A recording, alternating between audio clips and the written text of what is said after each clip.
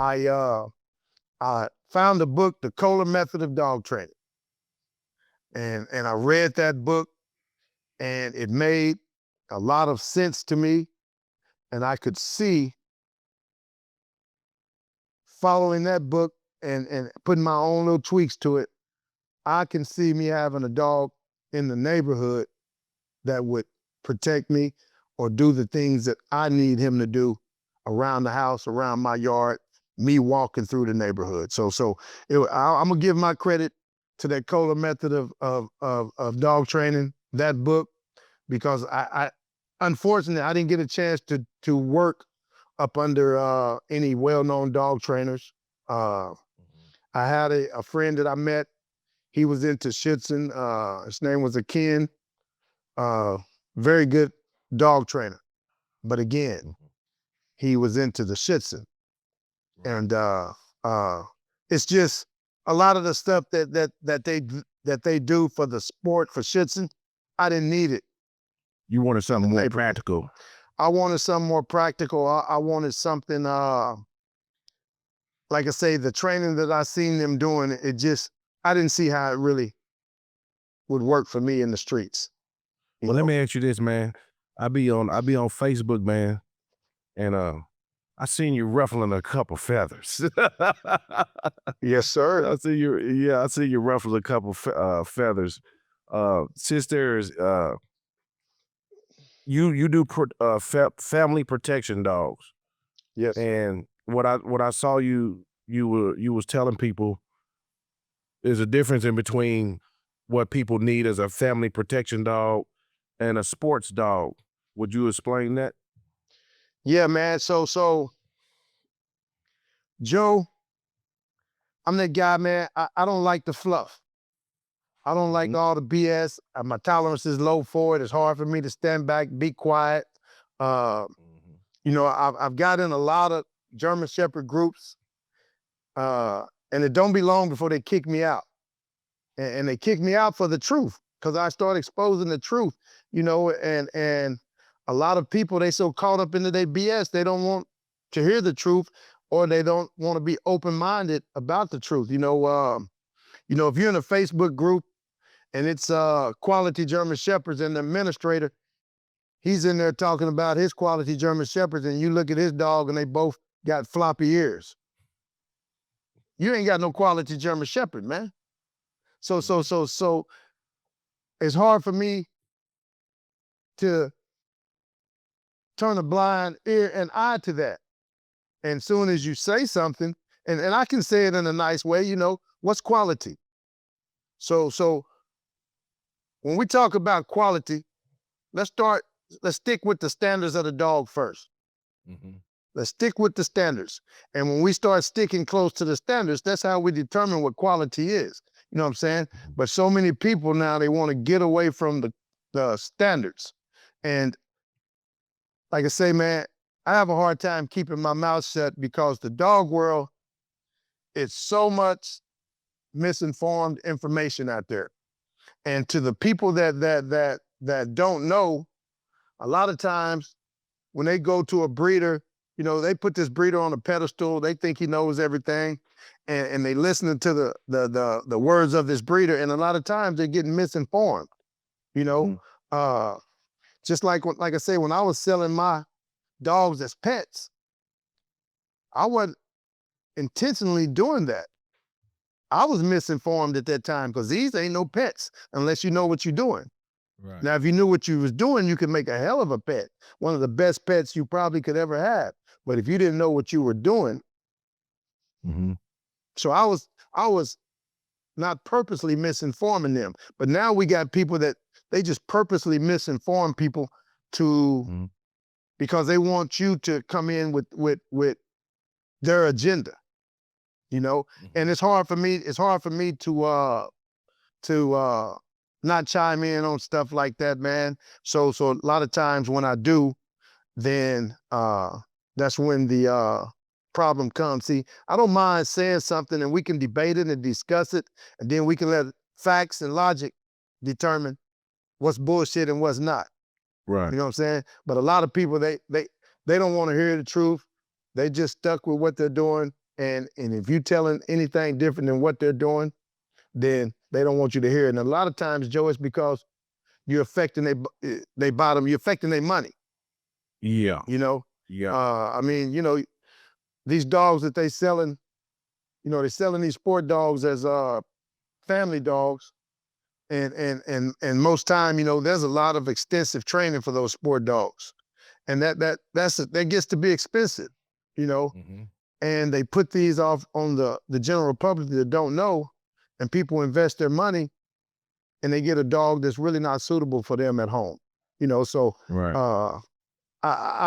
when I see stuff like that, man, you know, I expose it. Or if I ask you, hey, so man, what are you in? Are you in the sport, or are you in the real protection? Or you know, I call it, they need to call it, instead of personal protection, because everybody now has their own opinion of what personal protection is, or family protection, you know. But that all this, if you're getting judged, if you're on a trial field, if you get points taken away for this or given points for that, then you're not doing family personal protection. You're doing sport training. Mm. Because out here in these streets, there's no rules. We don't get points taken, you know. So Right. I'm going to I'm just going to expose some of their training, and even some of the personal protection guys that's really trying to do personal protection. They're setting their dogs up for failure. And I'm gonna give you an example for the sport dog guy. You know, the sport dog guys are all about bites, you know, grips, that show obedience, you know, the focus heel. You know, we don't need that out here in the streets. I don't need that in my living room. I don't need that at the park. You know, I need my dog to be able to defuse a situation. So you see these sport trainers, Joe, and excuse me, they standing over here. Who stands over there and just hold their arm out and let their dog come bite it?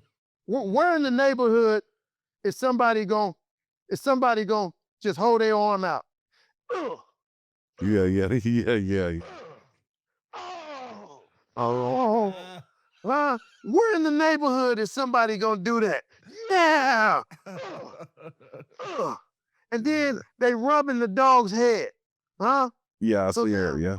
in the real world, somebody's supposed to be trying to gouge that dog's eye. Mm-hmm. But so you setting your dog up for failure. You know what I'm saying? You walking around, picking the dog up.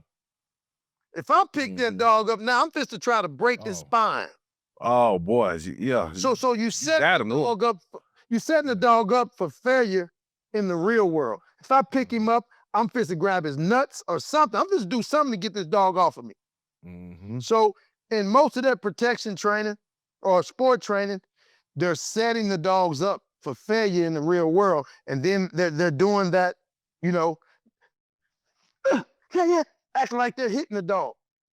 Yeah. And So your issue is people that do sporting dogs passing them off to families.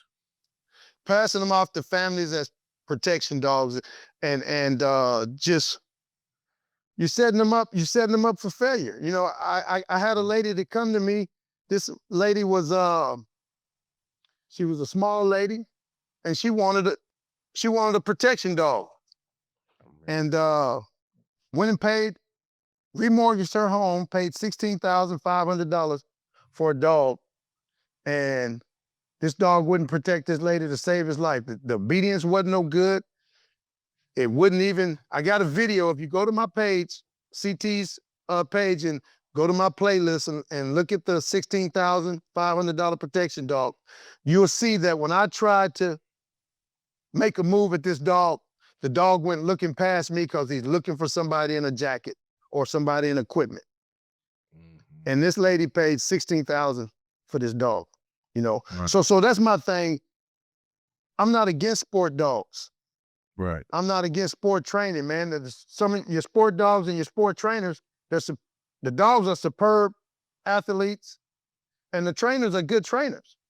But quit passing it off to family people as family dogs, you know? Right. So Joe, in a personal protection world out here in the streets, if that dog, first of all, you see a lot of trainers too, Joe. When you see them training a dog, they stick their arm out. Who sticks their arm out to let a dog bite it? Where in the neighborhood is somebody gonna stick that arm out and let that dog bite? Right. Huh? I don't believe in leg bites. When I see you letting the dog bite on the leg, the reason why I don't believe in a leg bite is because now, if this dog is biting me in the leg, I got 3 other ways. I got another leg, and I got 2 hands to get this dog off of me. I can easily go to my pocket, come out with a knife, and I can jug the crap out of that dog. Mm-hmm. So in my personal protection stuff, and I'm gonna give you an example. If a gnat, as small as a gnat is, Joe, if that gnat flew around your face, this is what you're doing. First thing you do, yes. That's the first thing you're doing, Yeah. huh? Yeah. So I teach my dogs to get up in your chest. Because when you get up in your chest, this is your first, that's your first natural reaction, is to protect this up here. And you're gonna do something like this. And now when you do that, what you got to try to hurt my dog, you done just presented it to him.